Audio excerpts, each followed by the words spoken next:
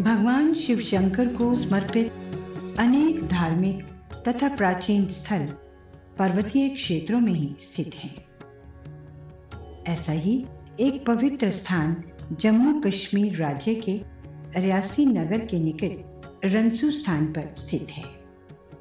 रंसू नाम का ये छोटा सा पहाड़ी नगर जम्मू से लगभग 140 किलोमीटर उत्तर की ओर पर्वतों की गोद में बसा हुआ है। यहाँ पर स्थित है भोले शंकर को समर्पित एक प्राचीन स्थान जिसे शिव खोड़ी कहा जाता है।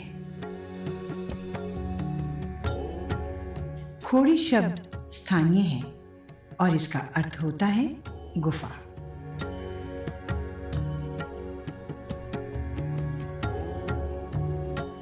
इस गुफा में भगवान शिव विराजमान हैं।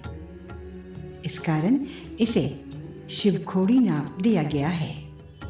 ये पवित्र गुफा रंसू नगर से लगभग 3 किलोमीटर दूर है। ये सारा रास्ता पैदल चलकर ही पूरा करना पड़ता है।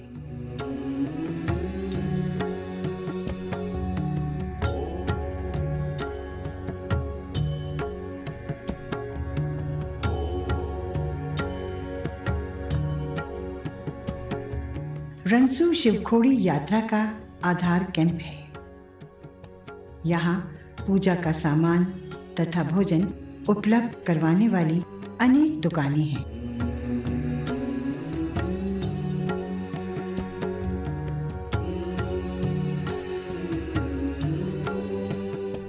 यहाँ से गुफा के द्वार तक के रास्ते का पूर्णतः नवनिर्माण किया गया है।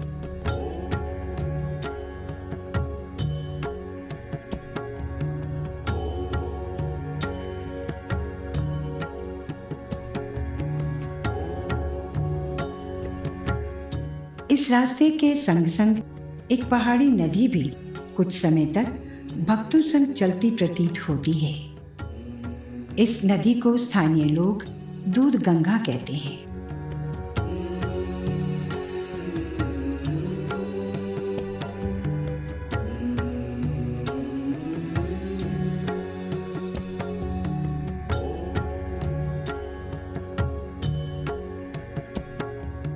इसे नदी तो नहीं अपितु नदी की एक धारा अवश्य कहा जा सकता है।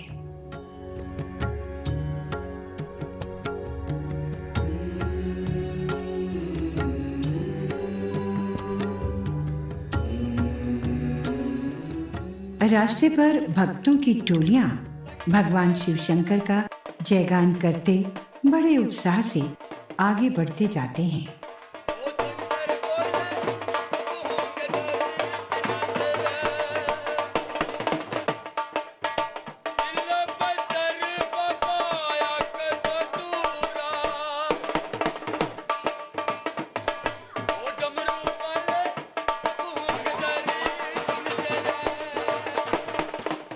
अधिकांश यात्रु 3 किलोमीटर की ये यात्रा पैदल चलकर पूर्ण करते हैं, किंतु कुछ लोग घोड़े पर या फिर विशेष रूप से बनाई गई पालकी पर बैठकर गुफा के द्वार तक की यात्रा पूर्ण करते हैं।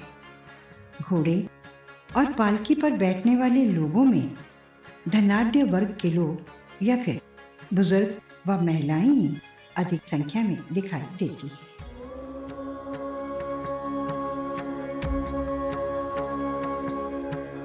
बम बम भोले का घोष करते हुए श्रद्धालु शिवखोड़ी गुफा के प्रवेश द्वार के निकट पहुंच जाते हैं।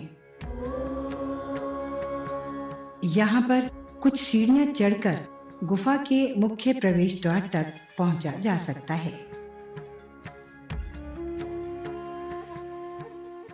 प्रवेश द्वार अधिक बड़ा नहीं है।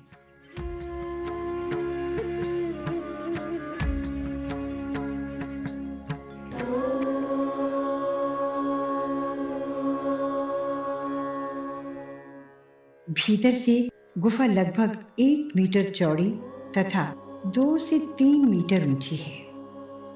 द्वार तंग होने के कारण एक एक करके श्रद्धालुओं को भीतर जाना पड़ता है।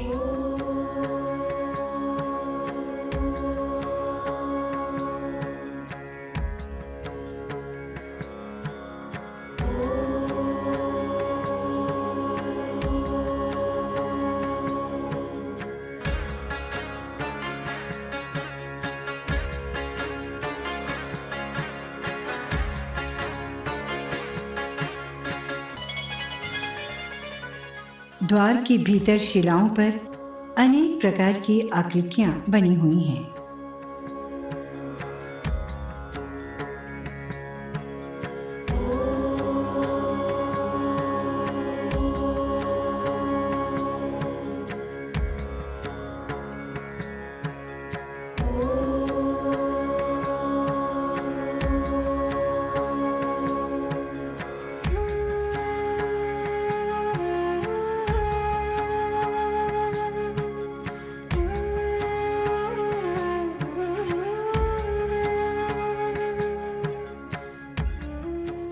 शिवखोड़ी की ये गुफा लगभग 200 मीटर लंबी है।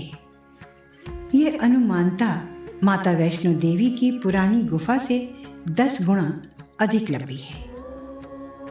यहाँ ये बात बड़ी आश्चर्यजनक लगती है कि गुफा के भीतर सीधे या ऊपर की ओर न जाकर नीचे की ओर उतरना पड़ता है। गुफा में कई मोड़ हैं। कहीं पर गुफा बड़ी तंग है, जबकि कुछ स्थान ऐसे हैं जहां 2-3 भक्त खड़े होकर एक साथ जा सकते हैं।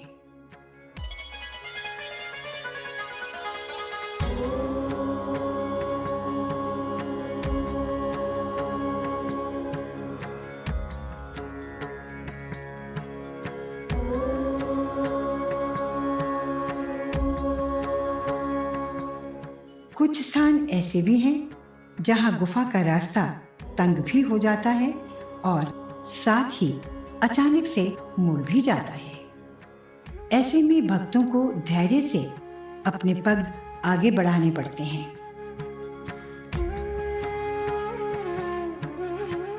बम बम बोल रहा शिव खोड़ी, बम बम बोल शिव खोड़ी, बम बम बोल रहा शिव खोड़ी। अरे बम भोला के मस्त है गुफा, अरे बम भोला के मस्त गुफा में बैठे भोले सन्यासी।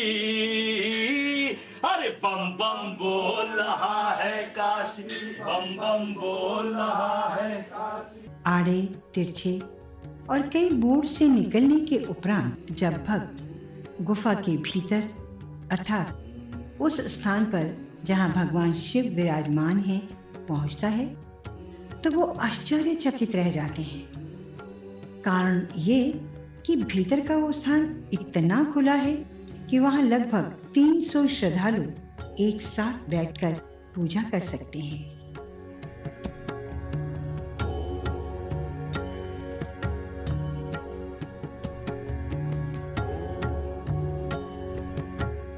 इससे भी अधिक आश्चर्यचकित कर देने वाली बात यह है कि यहाँ पूर्ण रूप से अंधेरा नहीं है। गुफा के ऊपरी भाग से प्राकृतिक प्रकाश भीतर तक पहुंच जाता है।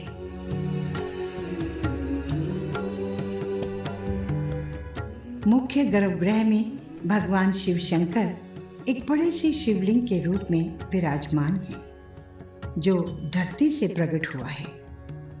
लोगों का विश्वास है कि ये शिवलिंग अनंत है, अर्थात धरती के नीचे इसका कोई अंत नहीं है। धरती के ऊपर इस शिवलिंग की ऊंचाई लगभग 4 मीटर है।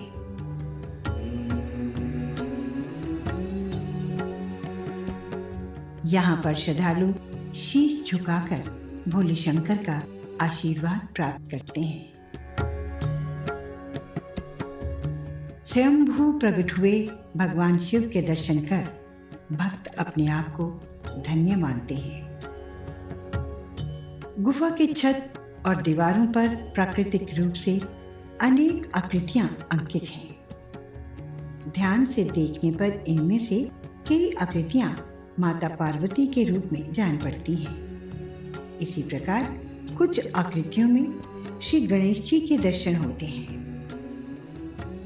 कुछ आकृतियां ऐसी भी हैं जिन्हें देखकर आभास होता है कि ये नंदीगण बैठे हैं। कुछ प्राकृतिक आकृतियां नाग का रूप प्रतीत होती हैं।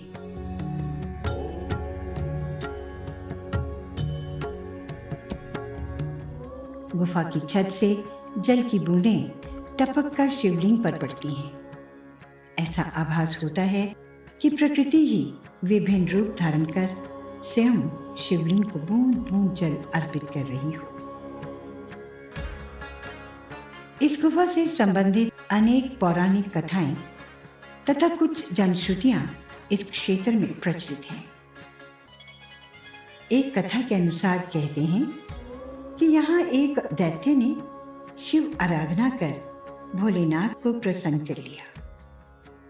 जब भोलेनाथ ने उसे वरदान मांगने के लिए कहा तो उसने कहा कि प्रभु, मुझे ये आशीर्वाद दीजिए कि मैं जिसके भी सिर पर हाथ रखूं वो भस्म हो जाए। भगवान शिव तो भोलेनाथ है ही, उन्होंने भी तुरंत तथास्तु कहकर उसे वरदान दे दिया।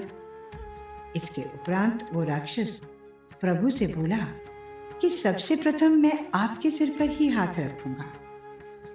भगवान शिव चिंतित हो गए। उसके उपरांत उनका और राक्षस का, जो कालांतर में उस वरदान के कारण भस्मासुर के नाम से जाना जाने लगा, आपस में युद्ध होने लगा। भीषण युद्ध के उपरांत भी वो राक्षस वहीं डटा रहा और भोले शंकर के सर पर हाथ रखने का प्रयत्न करने लगा। ये देखकर भगवान शिव ने इस गुफा का निर्माण किया और भीतर चले गए।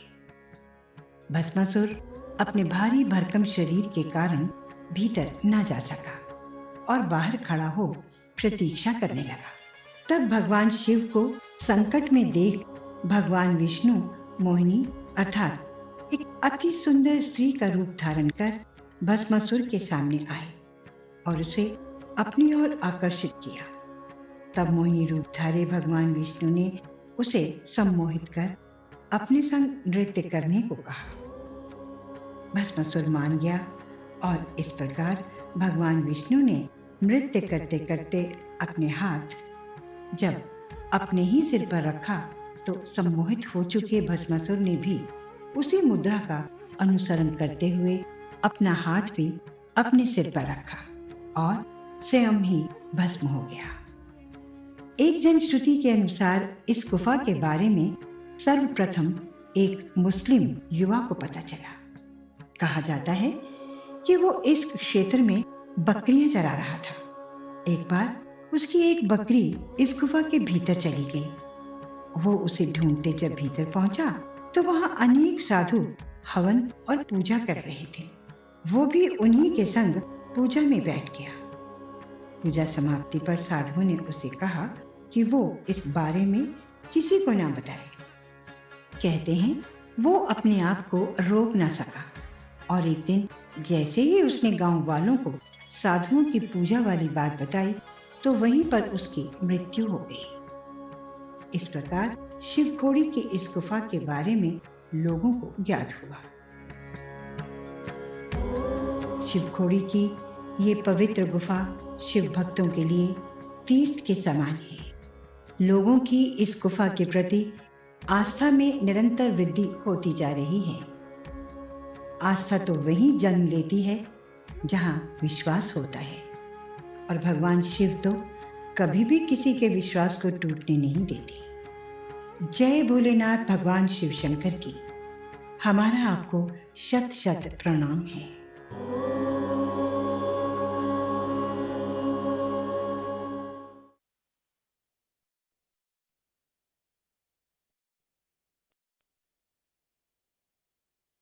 देखिए, जीवन के चक्र में उम्र ढलना एक आम सी बात होती है और इसका बहुत अच्छा उदाहरण आपके सामने इस समय बैठा आपसे बात कर रहा है। लेकिन जिंदगी के इस पड़ाव में कभी कभी ऐसा पल भी आता है जब आपको कुछ मदद की जरूरत पड़ती है, चाहे वो पारिवारिक हो, स्वास्थ्य संबंधी हो, आर्थिक हो, कोई विवाद हो या शोषण का मामला। लेकिन आपके इन सभी जरूरतों को देखते और समझते हुए भारत सरकार ने शुरू की है एक एल्डर लाइन, जहां आपको मिलेगा आपके सारे समस्याओं का समाधान। फोन नंबर है 14567। अब भले आपके बच्चे आपके साथ रहते हों या किसी दूसरे शहर में हों, ये है आपका अटूट सहारा।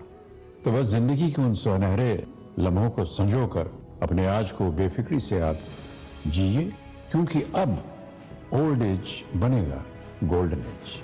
कैसे? 14567 याद रखिएगा।